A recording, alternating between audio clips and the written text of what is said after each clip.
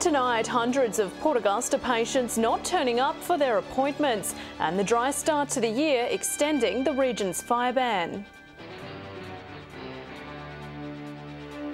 From our 7 Spencer Golf Studios, your nightly news with Casey Treelaw begins now.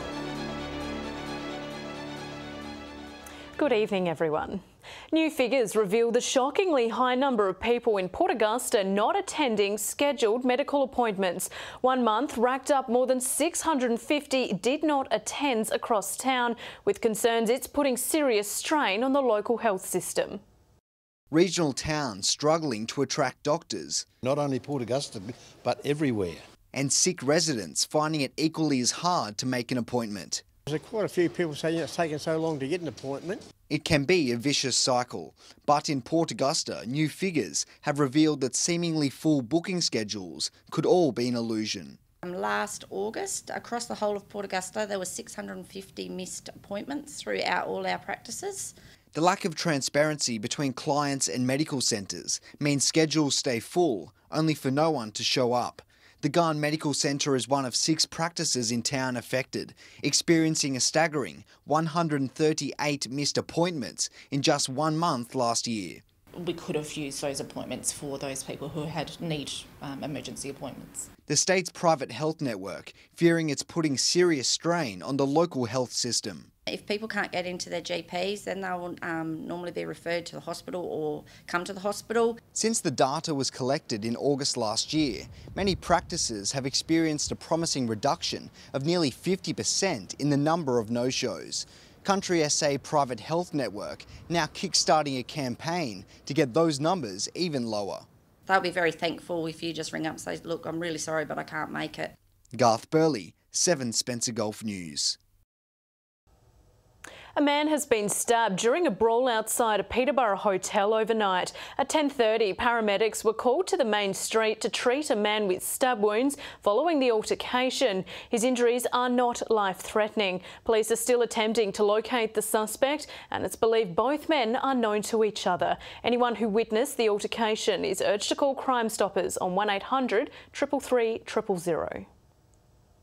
The Shooters, Fishers and Farmers Party have almost claimed the New South Wales electorate of BARWON. It's only a matter of hours now before the seat is likely to be taken by candidate Roy Butler.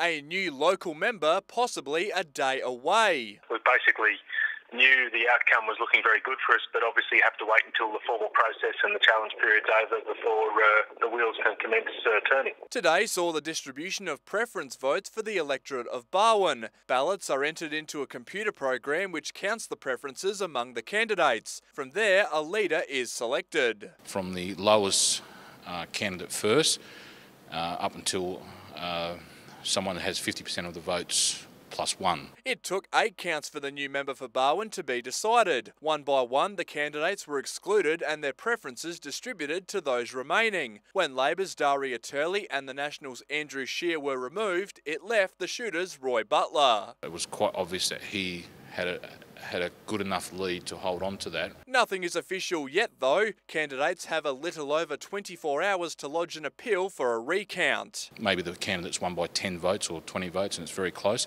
That's not a reason for a recount either. There has to be something that hasn't been done correctly by us. Mr Butler says he looks forward to getting out and meeting communities once it's all confirmed. Patrick Reinke, 7 Spencer Golf News. The state's court authority held a consultation in Port Lincoln yesterday to discuss the budget cuts facing the justice system, with members of the legal profession voicing their concerns over the proposed funding cuts. It was a discussion around the future of how Port Lincoln will deliver justice, with the court's administration authority discussing ways to save expenditure. They're going to result in a reduction of services and a potential for a reduction of staff. The state government asking the court's authority to make substantial savings in the 2019 to 20 financial year. This could potentially be in addition to the $7.7 million in cuts required to be made by 2021 to 22. The budget for next financial year hasn't yet been released, so we aren't really 100% sure about what we'll get. The Courts Administration Authority holding several consultation sessions across the region. Many concerned budget cuts will mean more hearings will be done through audio-video link instead of in person. We haven't been able to do all of our circuits in person as a result of previous budget cuts, and so there is an occasional circuit that is done by AVL or remotely. The state budget will be delivered in June. Only then will the courts know how much they'll be required to cut. Nathan Regter, 7 Spencer Gulf News. A new report has given insight into the Hawker and Kimber communities to help inform the decision around the proposed national nuclear waste facility. The study, conducted by the University of Queensland, consolidates socio-economic data of the two communities while also examining the opportunities and risks that would stem from the project. It also provides some ideas around strategies to address issues, and I think that that's what helps to inform the decision making going forward. 2 sites in Kimber and 1 at Hawker have been shortlisted to host the waste facility.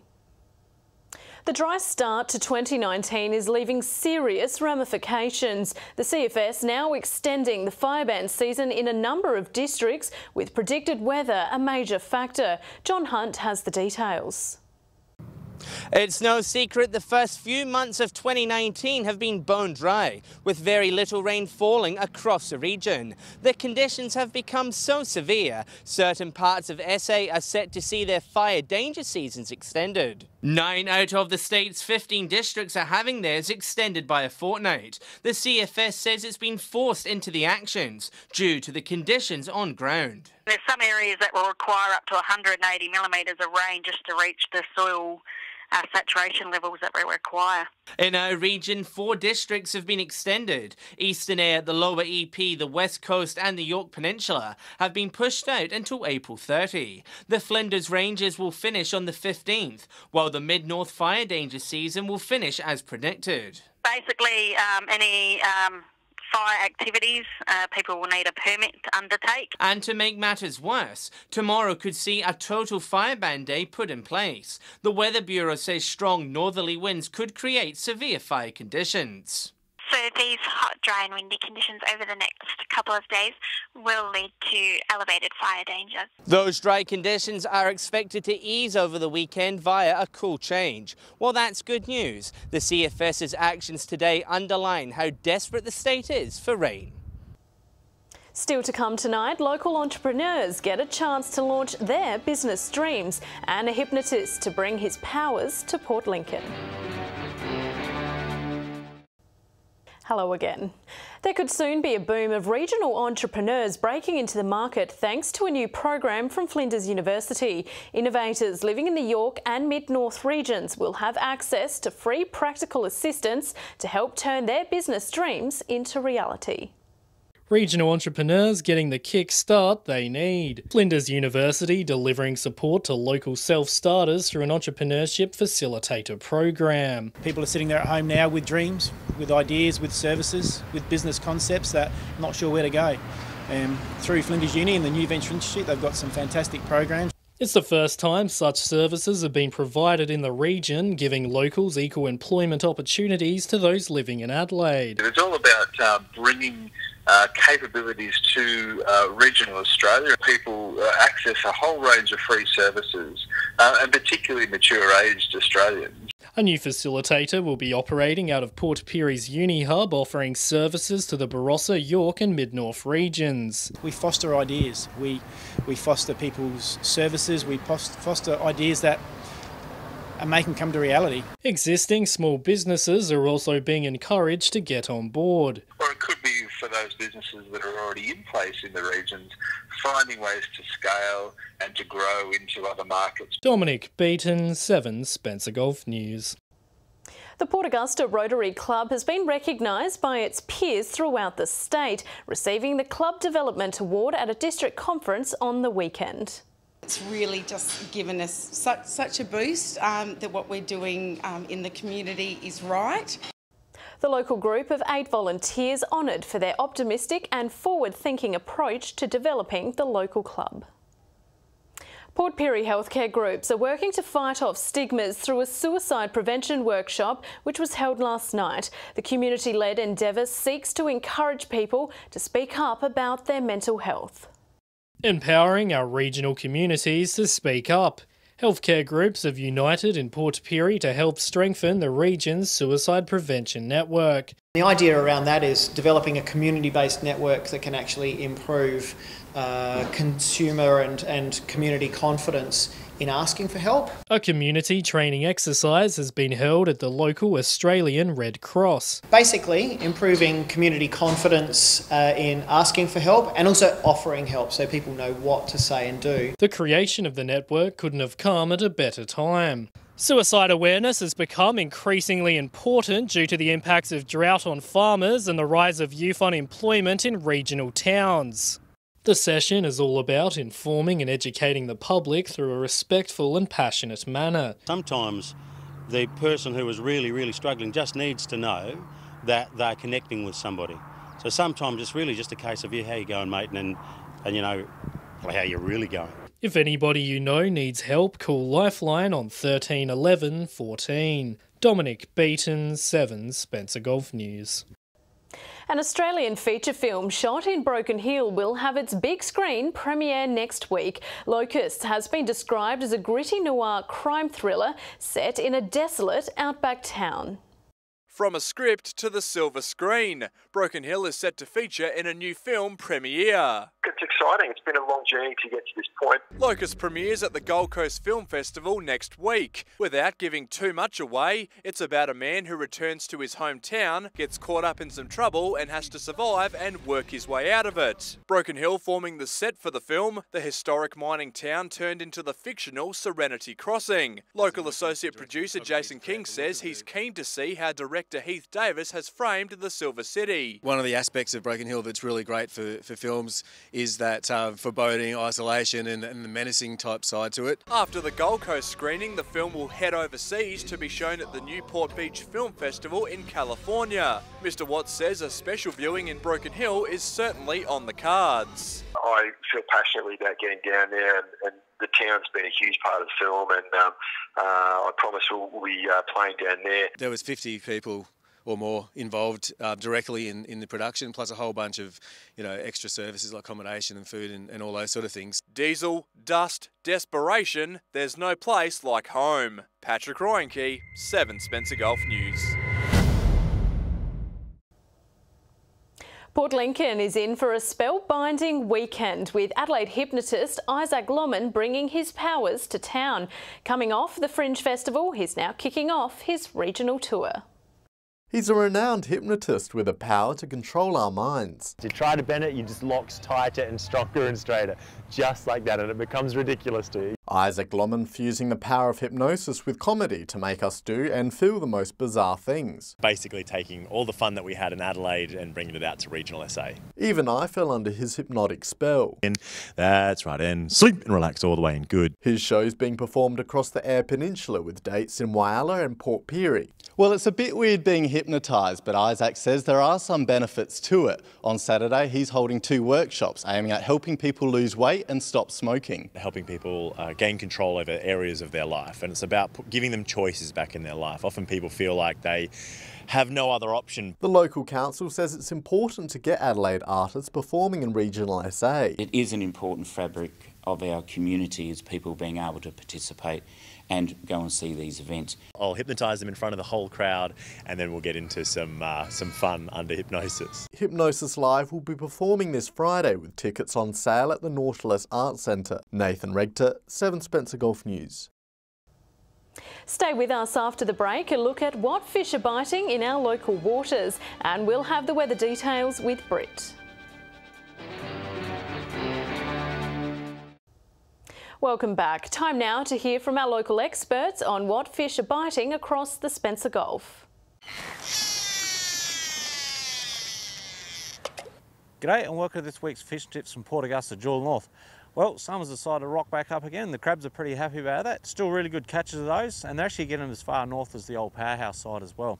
Some really big snook through the Flinders Channel down the Oyster Run on the opposite side. Probably try around Chinaman's Creek, but the ones I have been getting are quite large as well. silver whiting out in the middle banks at low tide when the tide goes right out at the moment. That's all we have from the Jewel North. Now it's over to Whaler.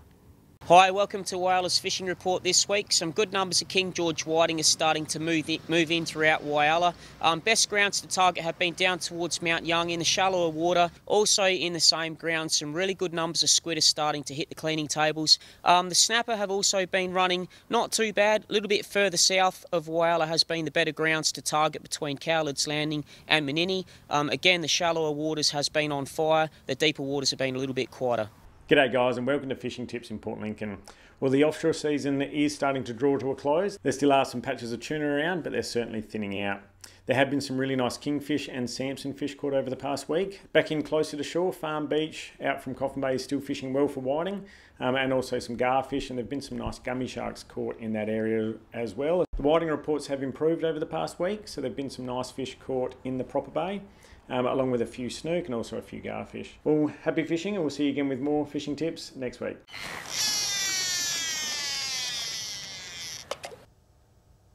And time to take a look at what's happening in the weather. Here's Britt. Thank you, Casey, and good evening. It's been a partly cloudy day over most parts. Port Augusta with a top of 34 degrees, Whyalla 32, Port Lincoln 28, Broken Hill and Adelaide both 31, Port Pirie 33. A gusty cold front will move over the south of South Australia tomorrow, followed by a weakening ridge of high pressure over the weekend. There is a strong wind warning in place for the Spencer Gulf, with westerly winds tending southwesterly at up to 30 knots, and sunrise is due at 7:30. Strong winds are expected tomorrow, with speeds expected to reach up to 60 kilometres an hour at Port Lincoln and between 40 and 50 kilometres an hour across other regions. Port Augusta with a top of 36, Whyalla 35, Port Lincoln 34, Coffin Bay 28, Woodner 35, Corn 34, Broken Hill 32, Port Pirie 35, Clare 32, Cleve 34, Kadina and Adelaide both 33. And it's looking to be a mostly fine weekend. Port Lincoln with maximums hovering in the early to mid-20s. Much the same for Cleve. Woodner with a top of 25 on Saturday, Sunday 26. Whyalla 23 on Saturday, Sunday sunny and 26. Sunny across the weekend at Port Augusta, a top of 29 on Sunday.